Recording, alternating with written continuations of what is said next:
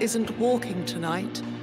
So, welcome to the Weird Tales Radio Show, your weekly fix of ghost stories, urban myths, witchcraft, magic, and folklore.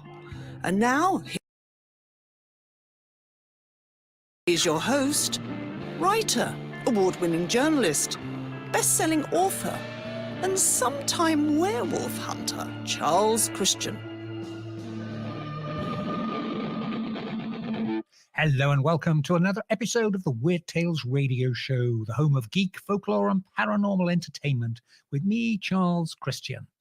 Not a lot to say this week as there's no time. We have an excellent interview coming up, which we'll be lucky if we can squeeze it all into the show. So I'll just get on with introducing our guest, Mark O'Connell. Mark teaches screenwriting at DePaul University in Chicago, and his writing credits include several episodes of the Star Trek, Next Generation, and Deep Space Nine TV series. However, along with science fiction, he has also written the definitive biography of Alan Hynek, the scientist who helped put UFOs on the map, changing flying saucers from the realms of sci-fi to a topic worthy of serious study. Hynek also devised the original Close Encounters classification for UFO encounters. As ever, you'll find links to Mark's website, blog, TV shows, and his book on Hynek, which is called The Close Encounters Man, How One Man Made the World Believe in UFOs, on the urbanfantasist.com website. Incidentally, this interview was dogged with technical issues. We had to totally abandon the first recording session, and the second one saw us having to switch from a Skype link to a cell phone call. Strange. We were talking about UFOs and the US government's Project Blue Book. So was that the Men in Black interfering?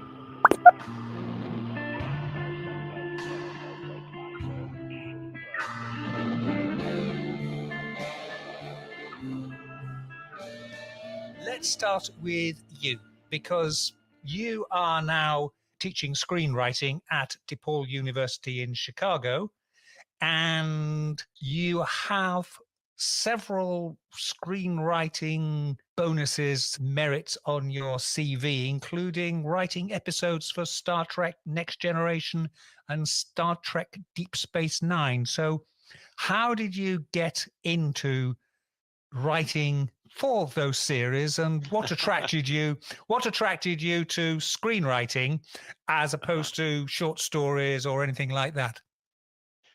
Well, as to how I got started with Star Trek, it goes back to when the original series of Star Trek premiered back in 1966.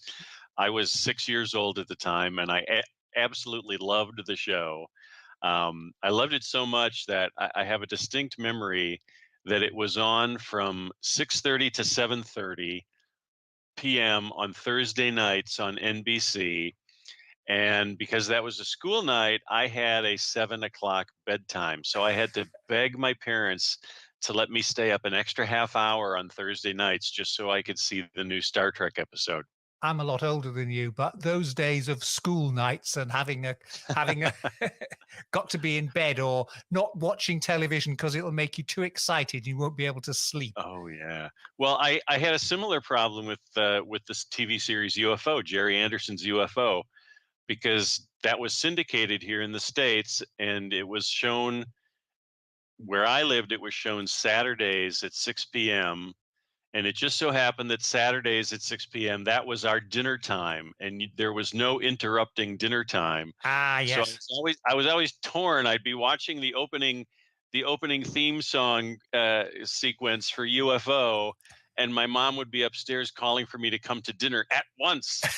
So these science fiction TV shows were always putting me in these huge dilemmas. It was horrible.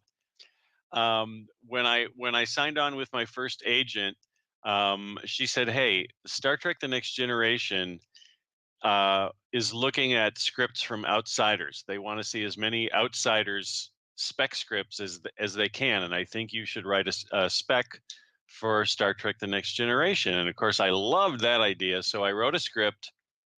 We submitted it to Star Trek: The Next Generation. Waited around months and months and months. Then finally heard back from them.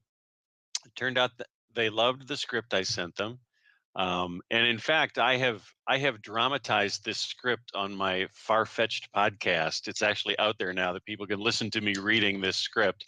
But it got me in the door at Star Trek, and then I started pitching stories to them until I got lucky one day. I pitched the right idea to the right writer on the right day, and they said, "Hey, we want to buy this and do the episode." So that's how I got started. One of them for Deep Space Nine, Who Mourns for Morn, was cited by a Hugo Award winner, Charlie Jane Anders, as one of the top 100 Star Trek episodes of all time. Yes, I'm very proud of that. Number 72. Who Mourns for Morn was very fun. It was very fun. It was a very personal accomplishment for me because I had already written several episodes for Deep Space Nine, and I knew that the producers were very averse to doing comedy episodes. Mhm. They never really wanted to go too far in that direction, and it was almost impossible for an outsider like me to pitch a comedy episode. But I went out on a limb.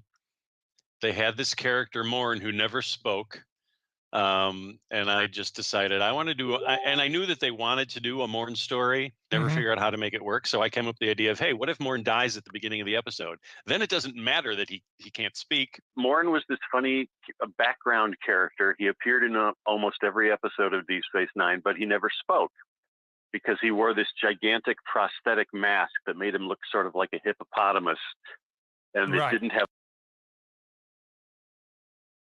a moving jaw, so Morn could never speak. And even if he could speak, there's no way Paramount was going to pay him more money to speak. So Morn was ever silent throughout all 7 seasons of the show. And I knew that everybody wanted to do a Morn story, but nobody could figure out how to do it. So I pitched an idea, and I literally pitched it as Citizen Kane in outer space. Yeah. And I said, what if Morn dies? We learn at the beginning of the episode that Morn has died off screen. And then the whole episode is learning the truth about Morn's secret past. And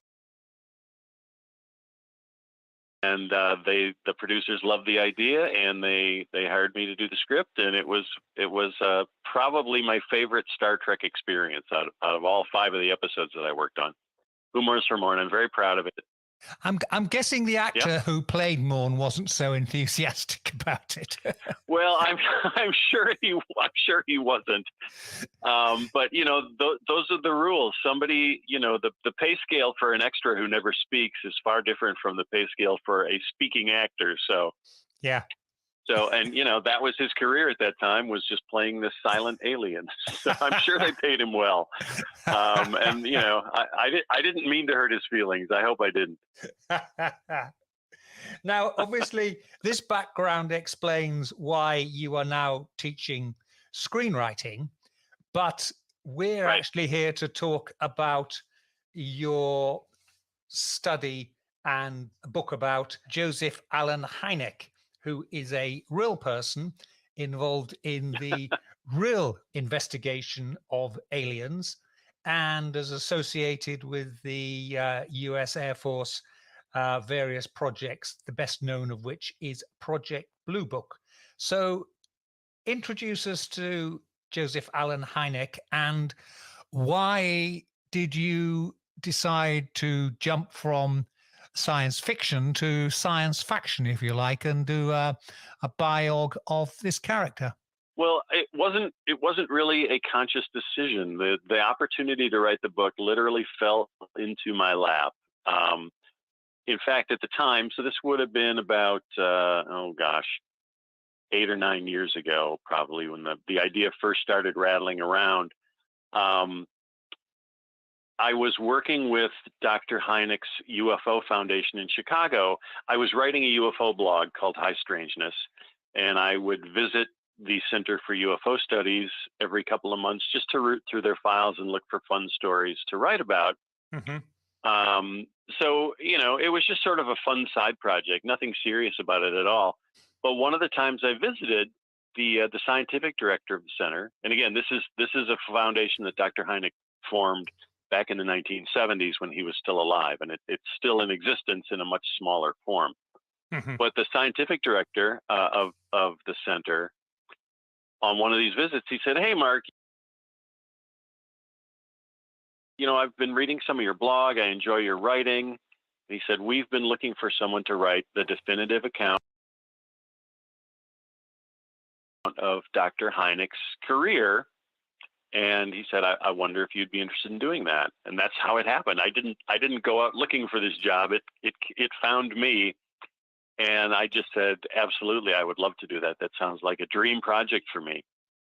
I got in a little trouble with my agent. I was working with a literary agent at the time who was really, really wanted me to write a movie script.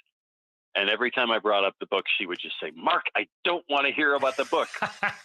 Well, then, so we were at loggerheads on that for a while. She ended up having to retire early for health reasons.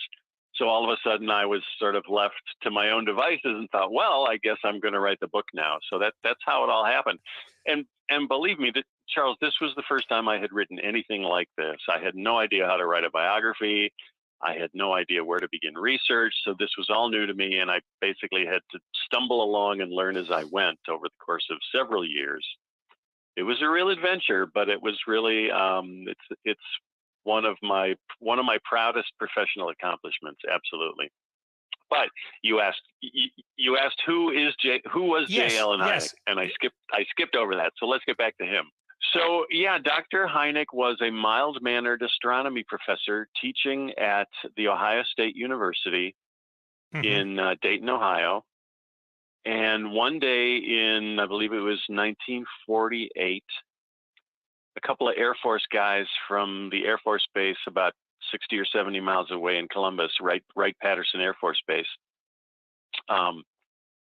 stopped by Hynek's office at the university and started making some small talk and ended up saying, "Say, have you heard about these UFOs that everyone's talking about?"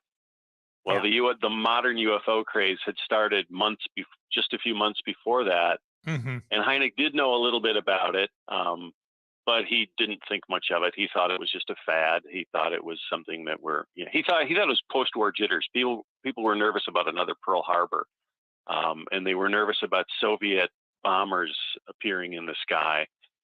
So Hynek just sort of put it down to that.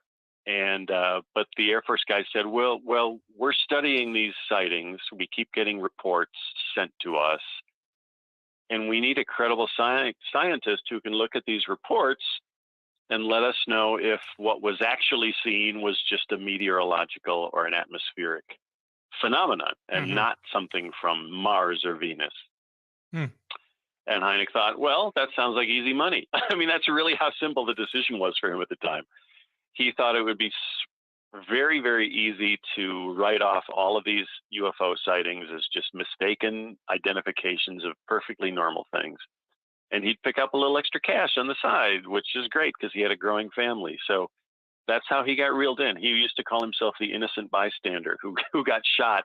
And he wasn't far from the truth. So he started, and at the time he was working on Project Sign. That was the Air Force's first UFO project. And so he went through a couple hundred of these UFO reports that had been submitted to Project Sign. And he did a pretty good job of debunking about 80% of the reports. He was able to identify, oh, this person was looking at Venus. Oh, this person was looking at a meteor shower. Yeah. And he thought that by explaining away 80% of them, he was doing a pretty good job. He was very proud of himself for that.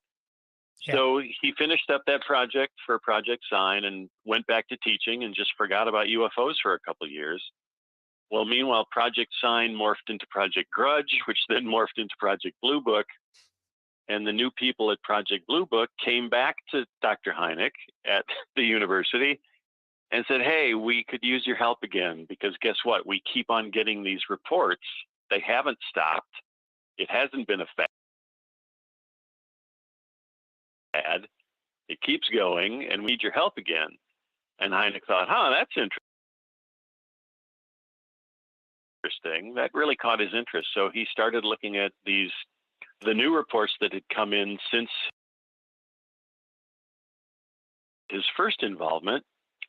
And he found that he was still able to identify about 80% of them as perfectly normal atmospheric and astronomical phenomena.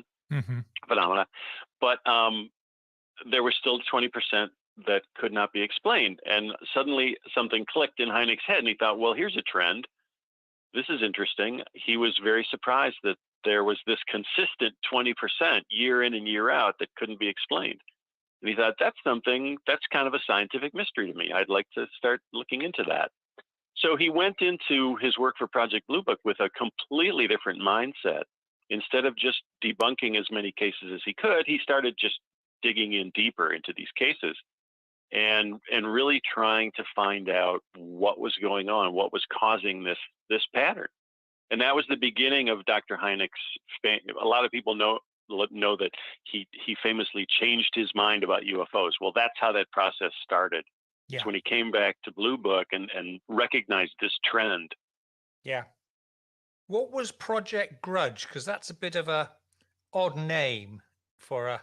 It is, isn't it? Yeah, Project Sign, yeah, we can understand that. Blue Book, yeah, or something like that. Grudge, that's got a definitely sort of a personal angle to it. Absolutely. It absolutely does. And there's kind of a reason for that. So Project Sign was only in existence for a limited time. I think it was maybe between 9 months and a year that Project Sign was active. And in their final report, it was called the Estimate of the Situation. The staff of Project Sign made a pretty strong case for an extraterrestrial hypothesis. They really wondered if these UFOs might in fact be alien spacecraft from either Mars or Venus. Yeah. And that's what they put in their final report. Well, that didn't go over too well with their bosses at the Pentagon, who said, you can't just say this stuff without giving us proof. So the Estimate of the Situation died a very quick death. Very few people ever read the document. It just disappeared completely. Yeah, sad. But the problem the Air Force still faced was they kept getting UFO reports by the thousands, and they just didn't know what to do with them. So a new task force was formed, a new study group called Project Grudge. And as you say, it's a very revealing name. Project Grudge's mission was to make people stop seeing UFOs, to make people stop worrying about UFOs, to make people forget about the UFOs. That was their mission, and they turned out they did a very good job of it. A lot of people think that Hynek was involved in Project Grudge. He actually wasn't, but because this I think is kind of funny, he was very slow at turning in his final report for Project Sign. And by the time he submitted it, Project Sign didn't exist anymore. So his report went into the Project Grudge final report. So that's how Hynek's name got associated with Grudge. Yes. Yeah, he never actually worked for Grudge. Right. But then a while after Grudge folded, as I said, the cases kept coming in. The Air Force was still frustrated. And so then they created Project Sign, and that's the one we're also familiar with because it lasted, almost 20 years. Project Blue Book. And really, Project Sign, Project Blue Book, and Blue Book really wrote the history of ufology in the United States. Yes, 1952 to 1969, I believe. Yeah. Yeah. It was a long haul, and Hynek stayed with it. And really, the interesting thing about Hynek, and this is one of the things that appealed to me in writing my book, was that even though all of these study groups, Project Sign, Grudge, and Blue Book, they all had these sort of a rotating cast of characters. The staffers and the project chiefs were switched in and out very, very often, which led to very inconsistent professional standards and practices among the UFO investigators, which, of course, was intentional. Yeah. It's kind of crazy. But Hynek remained the constant. He was involved in Project Sign. He came back for Blue Book, and he was with Blue Book for its entirety. So Hynek was the only constant throughout this period of, the late 50s into the 60s, and that gave him some real credibility. And a lot of people wonder, why did he put up with the Air Force for so long? How could he stand, working for the Air Force, knowing that the Air Force was covering everything up? Yes. And Hynek would always compare himself to Johannes Kepler, who developed his 3 laws of planetary motion back in, I believe, the 1600s. And Kepler was in a similar situation. He was hired by this astronomer Tycho Brahe, and Brahe was an observer and kept meticulous records of planetary movement, but he didn't know what to do with them. But Kepler did. And even though Kepler and Brahe hated each other very, very much, Kepler stuck with it. He stayed in this unpleasant arrangement with Brahe because he knew that if he left, he'd never get access to that amazing data anymore. So Hynek always portrayed himself that way. He said, if I quit Blue Book, I would lose access to thousands and thousands of case reports, and I don't want to do that. That makes sense. That makes sense. Yeah, he was willing to put up with a lot just to maintain his access to the intelligence. And I can understand there being a staff turnover, because I should imagine for many Air Force officers, being associated with Blue Book for too long would not be a career-enhancing move, and they'd like to get out and go somewhere else. You are exactly right. Yes.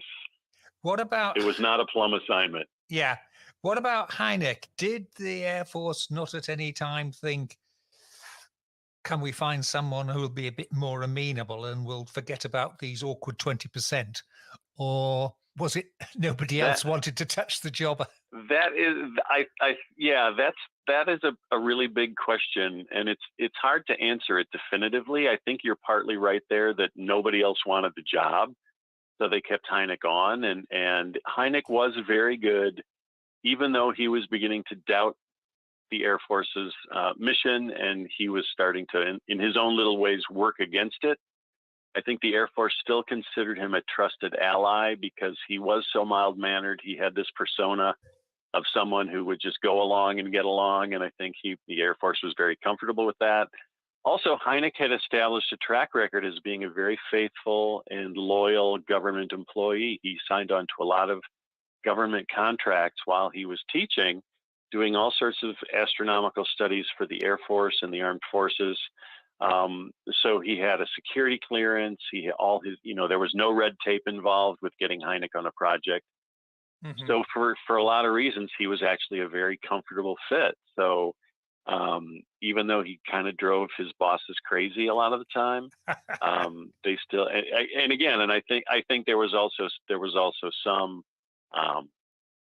some desire in the Air Force's part to at least maintain some sort of consistency by keeping Hynek on, because he was the one guy who knew the whole history from day one and up until present. So yeah, it's weird though, because on the surface it looks like, wow, the Air Force was crazy to keep Hynek on the job for so long. It's a very weird thing, but I think those are there were some practical reasons for it. Right. Now, one of the things Hynek did, was it during this period, was he devised his categorization of encounters with UFOs, of which the most famous one is that the movie title comes from Close Encounters of the Third Kind. Yeah, Hynek had these ideas rattling around in his head for a long time. He thought it would be smart to try to develop categories of UFO events. And his first try was actually very simple. He had 3 different categories at first. One of them was nocturnal meandering lights, which is a pretty good, very self-descriptive. Yeah. Those were sightings involving weird lights in the nighttime sky that moved around in strange ways. Daylight discs was the second category, also self-explanatory.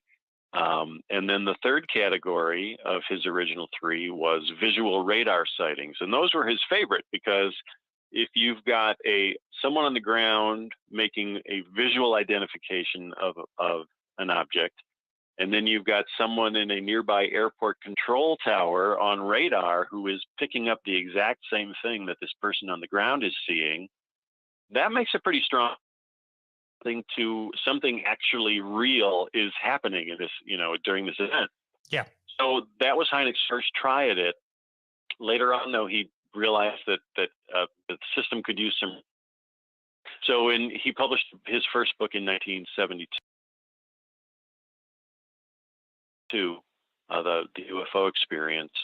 And in that book, he spelled out the Close Encounters trilogy that you mentioned. Close Encounters of the First Kind was a sighting within close range, close enough that the witness can make out the outline of the object, can sort of tell if it's a solid object or not. And he estimated that would be around 500 yards, proximity to the flying saucer of 500 yards. Close Encounter of the Second Kind involved the UFO having some sort of physical impact on the environment. And that could be a lot of different things. That could be that the witness suffers retinal burns, which has happened in a lot of cases. It could mean that a person's car engine dies as a UFO approaches. It could mean that a UFO landed and left behind, landing mark imprints or some burned grass or bushes. So that was Close Encounter of the Second Kind. Hynek loved those cases. He loved Close Encounters of the Second Kind because, again, there was some actual physical evidence in those cases. And then, of course, there was Close Encounter of the Third Kind, which involved occupants associated with the UFO. And Hynek, he had no choice but to include that category because there was so much evidence that things were really happening, but he kind of hated it. He hated the category Close Encounters of the Third Kind because it just brought up so many uncomfortable questions for him. But that's how that all came to be. And as you pointed out, yes, Close Encounters of the Third Kind has become world famous as the title of Steven Spielberg's movie. Did he have anything to do with the movie? Was he an advisor on it or anything? Yeah, this is one of my favorite stories from researching the book. When I was looking through Hynek's personal files, I came across a file folder labeled Spielberg. So of course I wanted to read that immediately. And I flip it. And think of that. It was under the letter S next to the Sagan folder, which was also of great interest to me. So I open up the Spielberg file, and the first thing I see is a copy of a letter that Hynek had sent to Steven Spielberg at Columbia Pictures. This very politely worded letter to Steven Spielberg saying, "Hey, I just found out that you're making a movie about UFOs and that you're using my title as the title of your movie." And Hynek just basically said, "It sure would have been nice if you had talked to me first before stealing my title."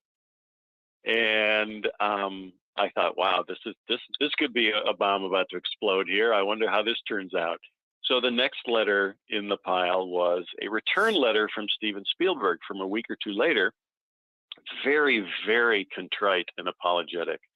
And Spielberg is saying, "Oh, I'm so sorry. I had no idea that terminology was, your property."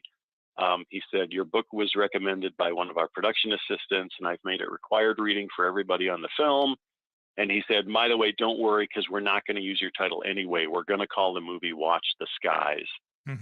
So that was enough to placate Dr. Hynek. But of course, we all know that the title switched back to Close Encounters. But what happened to make in the course of all this was Hynek did sign a contract with Columbia Pictures. They bought the rights to his book, The UFO Experience, or they bought the rights to the name Close Encounters of the Third Kind for, I think it was $5,000. They bought the rights to use any of the UFO cases Hynek talked about in that book for another $5,000. And then he was hired on as technical advisor for the film and worked on set for about 3 days while they were shooting the big mothership sequence for the finale of the movie. Yeah. And some of your listeners may recognize that in that final sequence where the mothership arrives, there's a 6-second shot of Dr. Hynek sort of pushing his way to the front of the crowd to get a good look at the spaceship and the aliens. And he's sort of fondling his goatee, stroking his goatee and fondling his pipe as he's observing the aliens. So that's how it all came out beautifully for both of them. Spielberg got what he wanted, and Hynek got what he wanted. And he had a 6-second movie career. That's pretty cool. That's good. Yeah, that's good. Yeah. And just keeping on that, the notes I've got here say that one of Hynek's sons, Joel, is a visual effects supervisor and has won an Oscar for a movie called What Dreams May Come, which doesn't ring a bell with me, but he also did the camouflage effect for the movie Predator, keeping the aliens in the family there. I know. That always makes me laugh. It's very, very weird how that all played out. Unfortunately, I never met him. I was only able to talk to one of the 5 Hynek siblings, and that was Paul Hynek. And I interviewed Paul for the book and just had a really great time with him, because Paul was able to tell some really, really funny and heartwarming stories about their family life, which I really appreciated. He would tell me stories about how if the phone rang during dinner time, all the kids would race to be the first one to answer the phone, because they couldn't wait, because it was going to be somebody saying, "Hi, I'm Prince Zarg from the planet Pluto. I'd like to talk to Alan Hynek." And the kids just loved talking to these UFO people who would, either call up or show up at the front door, which happened quite often. So I loved the stories that Paul was able to share with me. Wonderful, wonderful. Now, there's a lot of controversy, possibly in quotation marks, about that he changed his stance and started to come out against the previous skepticism. I mean, looking at it, it seems more like his views evolved based on the evidence, which is what a scientist would do. But tell us about how things changed. Well, you're exactly right to say that his views evolved. That's a very good way of describing it. A lot of people, and I include myself in this, when I first started researching the book, I just assumed that Hynek's switchover was a discrete event that happened at a very specific moment in time. But as I started researching his work, I realized that's not the case at all. It was actually a process that took place over a very long time. It began in 1952 when he signed on to Project Blue Book, because he noticed this interesting pattern in the sighting reports. So it started then in 1952, and it wasn't really until the infamous swamp gas case in 1966 that Hynek finally said, "You know what? The Air Force's approach is garbage. We're not accomplishing anything. It's a mistake to just try to ridicule these sightings and explain them all away as mistakes." And he decided, and he started speaking out very loudly at that point about the need for a strict scientific study of the UFO phenomenon. You're listening to the Weird Tales radio show with Charles Christian. Give us a bit of background on the swamp gas, because I mean it's now almost a joke in UFO circles. It is. There's a graphic I've absolutely seen, and it shows various spaceships including some of the Star Trek Enterprises, and under each one of them it says swamp gas, swamp gas, swamp gas. Swamp gas, yeah. Hynek really paid a high price for the swamp gas case. The irony is it also made him the world's most popular and sought after UFO expert, which very few people really, I think, understand. So what happened was in March of 1966 in southeastern Michigan, there were a series of sightings of strange lights in swampy areas. The first event took place at an isolated farmhouse that was overlooking a swamp. The farm family saw some strange lights floating about in the swamp, went down to investigate, and came back pretty much convinced that they had just seen something not natural or not earthly. And then the very next night at a small private college, not far from the first sighting, a whole bunch of college students in their dorm, a women's dorm, saw something strikingly similar to what the farm family had seen. They saw some floating lights in the campus arboretum, which just happened to have some swampy areas in it. So these two cases back to back with so many witnesses. So first there was the farm family, then there were like almost 100 women in this dormitory who saw these lights, not to mention their dorm supervisor and the local civil defense agent who all came out to investigate. So with so many witnesses describing these strange floating lights, it became a national headline story. Project Blue Book tried to ignore it for a day or two, but found that they couldn't, because everyone was calling up Project Blue Book offices and asking for an explanation. So they finally sent Hynek to Michigan to investigate. And here's where a lot of the misunderstanding lies. A lot of people have heard the story and have repeated the story that Hynek showed up in Michigan and held his press conference to explain away the sightings that very same day. Well, that's not the truth. Hynek arrived in Michigan on a Tuesday, and he held his press conference on Friday. So he had 3 days of solid investigation, talked with a whole lot of witnesses, talked with a whole lot of scientists at the University of Michigan, trying to figure out what might have happened in these two sightings. And after 3 days, Hynek's boss at Project Blue Book, Hector Quintanilla, had enough. He said, "You're stalling. You need to have a press conference now, and you need to come up with a natural explanation, or else." So Hynek was really backed into a corner. He had to hold a press conference. It was a huge event when he held the press conference, and he hadn't actually come to any conclusions yet about the cases. He was still in investigation mode. He hadn't reached any conclusions, but he was forced to make a statement at a press conference. And he started out by saying, "Although I can't prove it in a court of law, it does seem that what these witnesses are describing may have been swamp gas." So it was a very qualified statement he made. And he admitted that it wouldn't hold up in a court of law. So he was being very honest. He was just being a scientist. He was saying, here's what the facts have told me, and they haven't told me much at all. But everybody was furious with Hynek. The UFO believers were furious because they were so sure that this was the case. This was the big one that was going to prove that UFOs are interstellar craft with evil aliens inside them. So they were upset with Hynek for saying swamp gas. The military was upset with Hynek because he wouldn't actually commit to that explanation. So he left enough doubt there that the Air Force still looked kind of foolish. So it was a very bad moment in Hynek's career. He called it the low point of his career.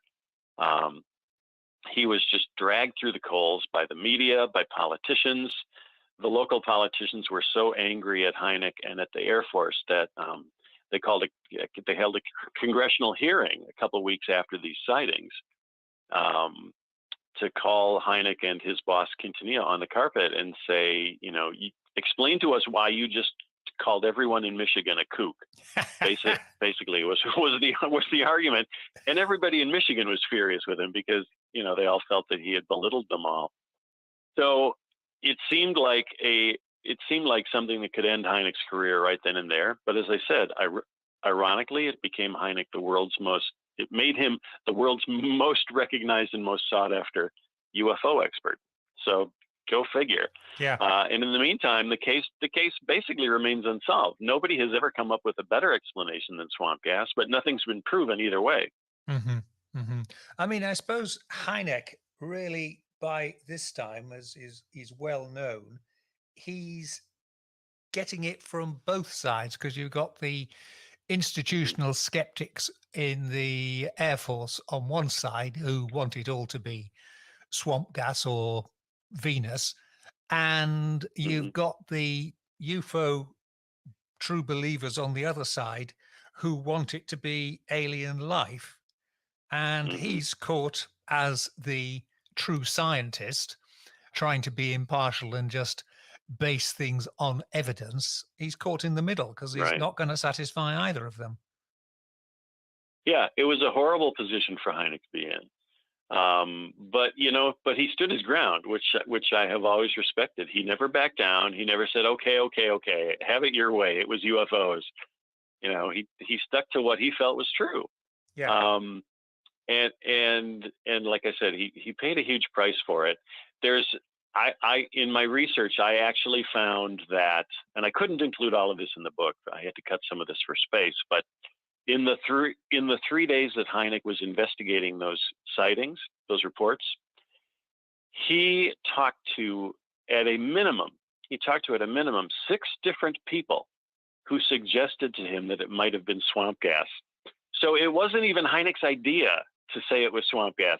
He had been advised by at least a half a dozen people whom he respected that swamp gas was a likely explanation for what was going on. So Hynek had some, his swamp gas statement at that press conference. It wasn't just something that he just cooked up. There was a solid basis for it because people had been telling him that all week.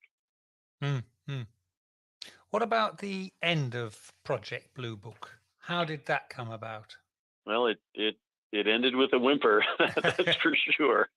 The upshot of the whole swamp gas situation was that these congressional hearings were held, and at the hearings, Hynek kind of stuck his neck out.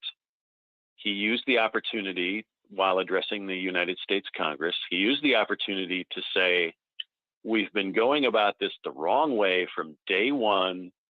If we really want to understand what's going on here, we need to recruit a university or multiple universities and get some real scientists and some real researchers and some real scholars to look at the totality of the UFO phenomenon and come up with some real answers for us. He said that's the only way that we're ever going to make any progress. And to their credit, the congressmen all agreed and said, okay, let's do that. Let's recruit a university to do like the ultimate study of the UFO phenomenon and finally come up with some scientific answers. And then it got real interesting because no university wanted to do the study. Nobody wanted to be associated with it. But in the meantime, the other part of what Congress decided to do was they also, in addition to launching this college research program, they also told the Air Force it's time to say lights out on Project Blue Book. Let's just all agree that it has not fulfilled its mission, and let's just quietly shut off the lights and hope everyone forgets about it. So Blue Book really, really died with a whimper.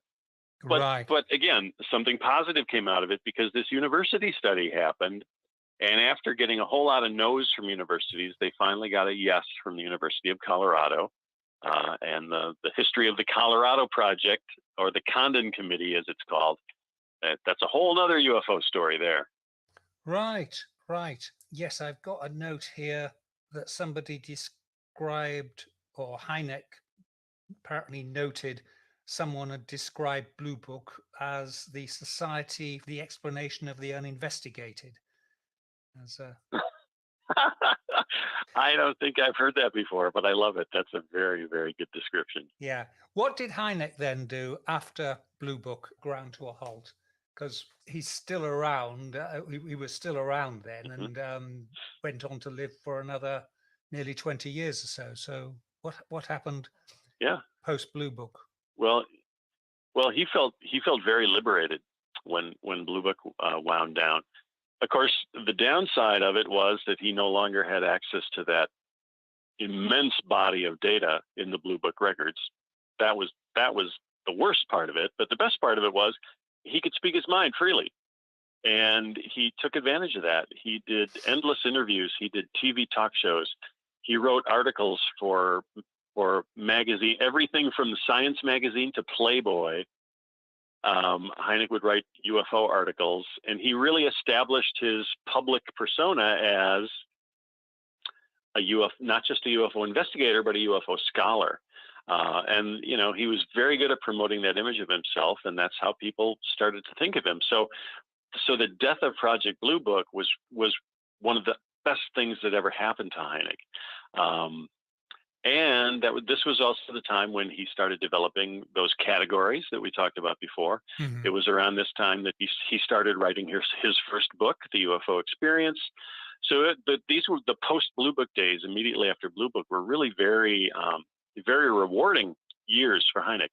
It's also the time that he created what he and his friend Jacques Vallée called the Invisible College.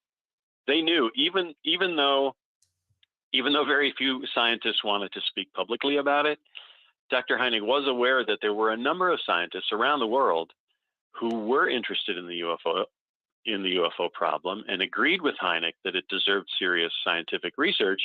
They just didn't want to go public with this. So they became the Invisible College. They would get together at conferences and seminars, or when somebody just happened to be passing through Chicago, they'd stop by Hynek's house and spend a couple hours with him. And so bit by bit, in secret, this group of scientists started to conduct their own analysis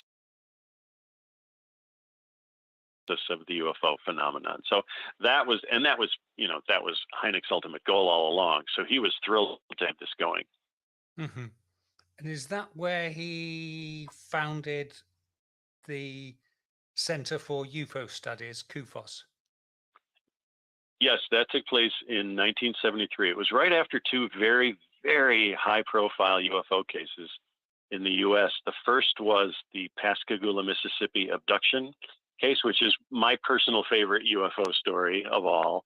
It concerned these two men who were fishing on a pier in Mississippi, and they were abducted by creatures in a UFO, and they were subjected to tests and dropped back off at the pier where they were fishing, and it had a traumatic effect on both of these gentlemen.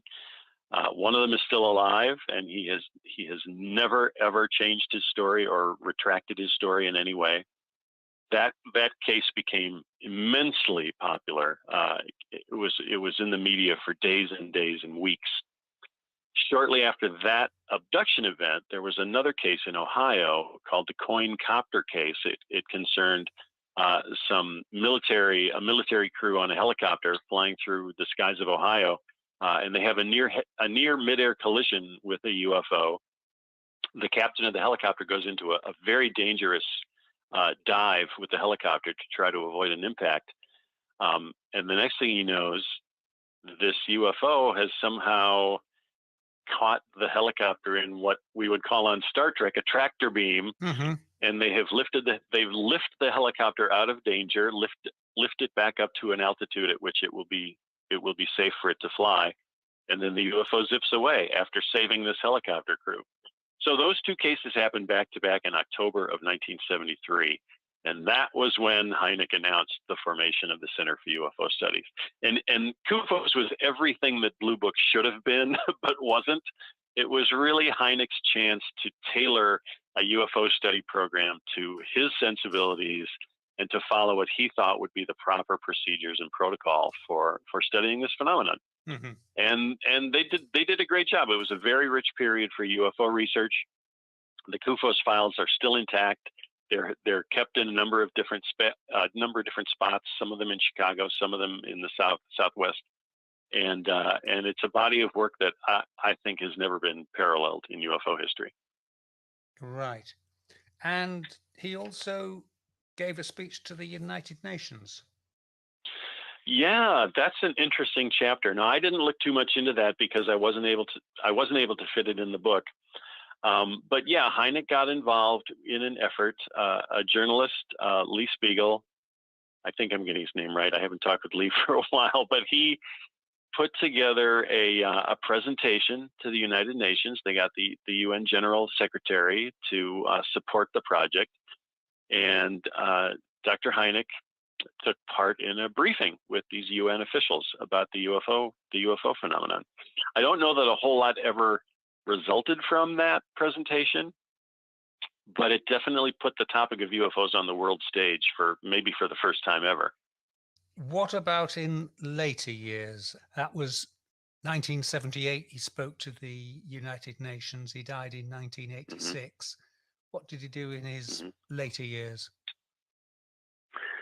Well, he retired from teaching astronomy at Northwestern University, and he and his wife Mimi moved to Arizona. And Hynek had a dream of establishing a UFO research center in Arizona.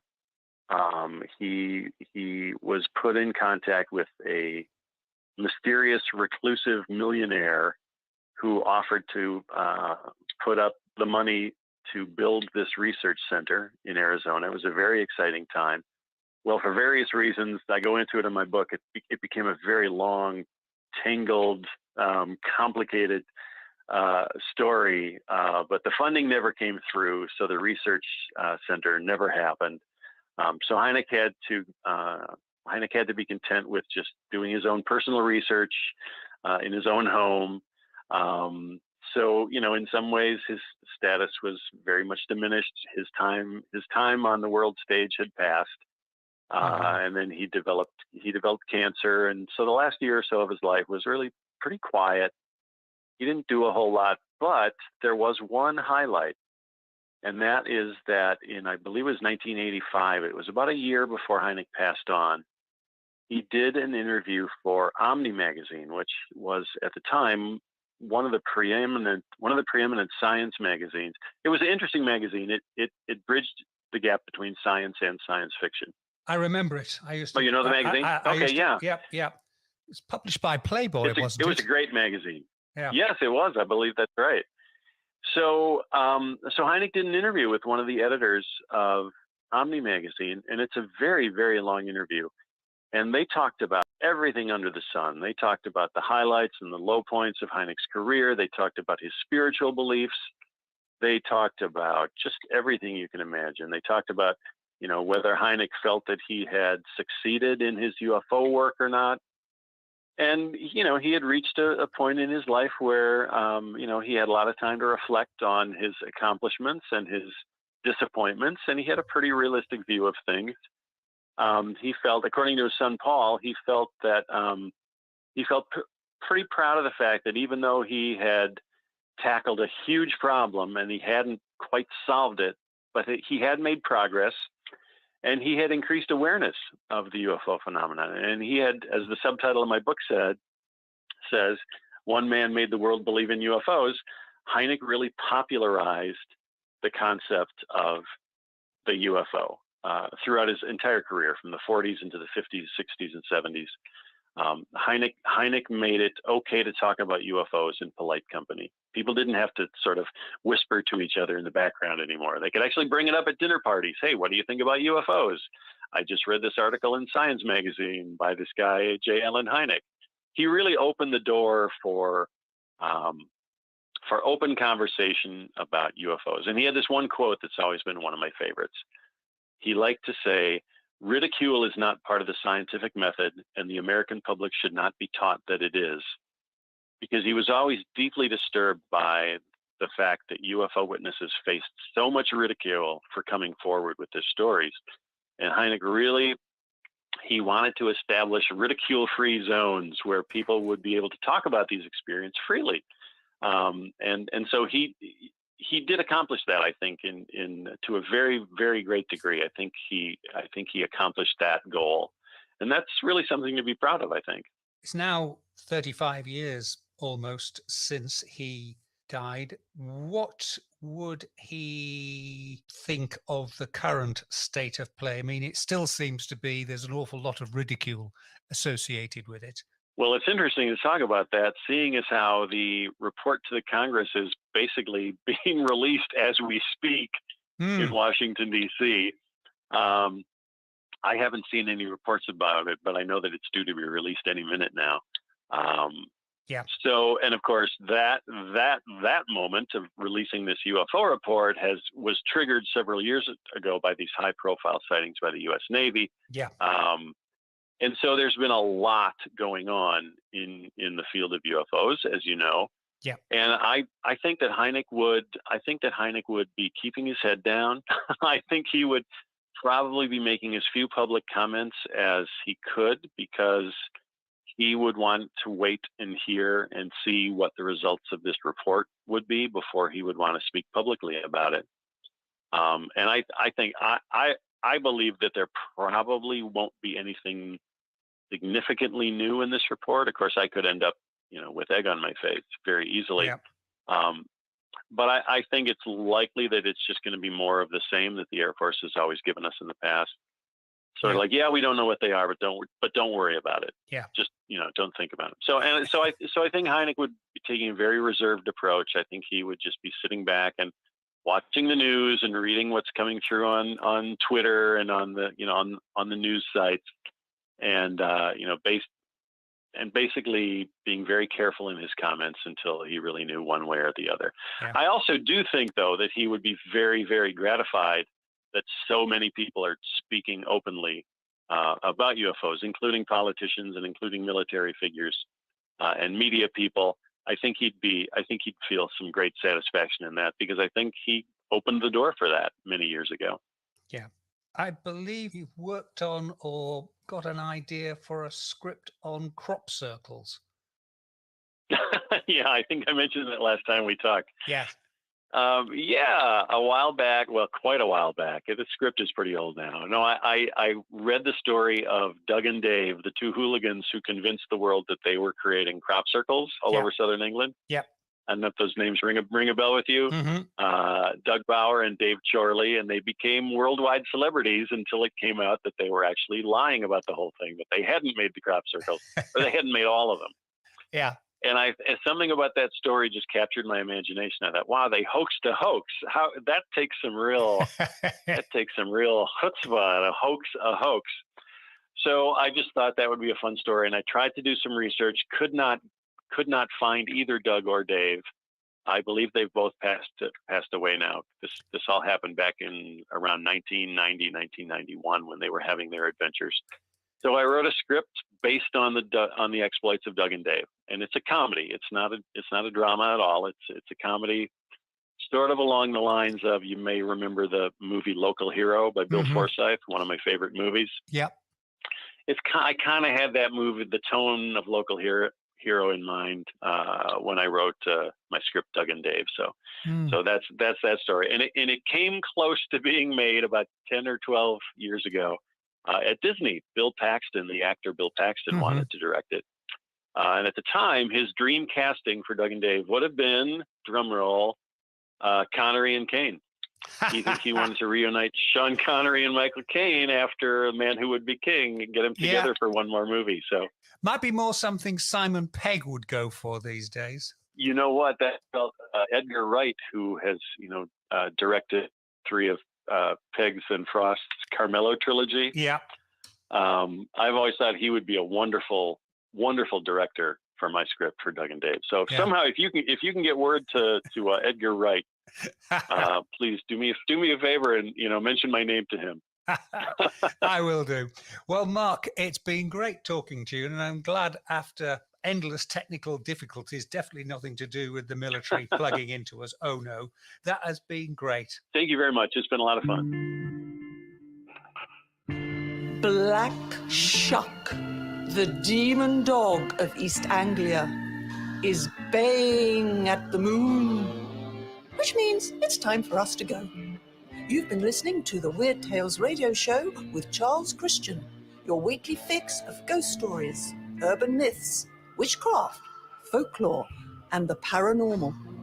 You can keep in touch with us online at www.urbanfantasist.com, by email to urbanfantasist@icloud.com, and on Twitter @urbanfantasist. Join us again next week for another edition of the Weird Tales radio show. Goodbye.